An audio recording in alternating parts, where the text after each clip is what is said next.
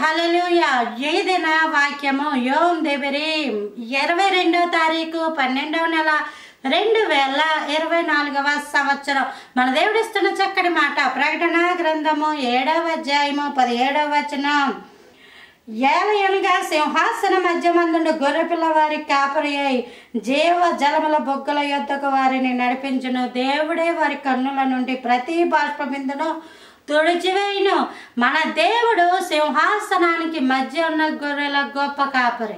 ఆయన మన కోసము జన్మించి మన పాపాలను తాను మోసి మన శాపాలన్నిటి నుంచి మనల్ని విడిపించి రక్తమును కాచి ఆ రక్తము ద్వారా మనల్ని నీతిమంతులుగా తీర్చి ఆయన మనల్ని జీవ జలములు ఉన్న బొగ్గల యొద్దకు మంచి ఆయుష్ ఆరోగ్యం ఇచ్చే గొప్ప నీరు తాగే స్థలాలు పరలోక రాజ్యానికి తీసుకువెళ్తా ఉన్నాడు.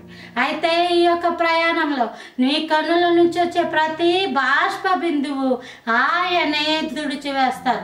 ఎవరైనా తుడుస్తాము అని తొడవచ్చు తప్ప అవసరాన్ని తీర్చలేము. కానీ మన దేవుడు కంట కన్నీరు తొడవడమే కాదు, మన పక్షమందు యుద్ధ శూరుడు, బలశూరుడు, గొప్ప దేవుడు, మన కన్నీటి నాట్యము మార్చే గొప్ప దేవుడు. ఆయన మనకు తోడుగా ఉన్నాడు. అందుకే దేవుడు నీ కోసం జన్మించాడు.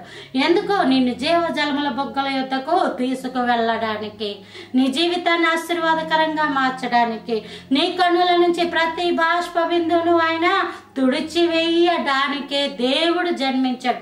నీవు ఆయన్ని సొంత రక్షకుడుగా అంగీకరించు, నీ జీవితం ఆశీర్వాదకరంగా ఉంటుంది. ఈ కాపరిని హిబ్రూలో రోయి అని అంటారు, గ్రీకులో పమనైన్ అని అంటారు. Praise the lord.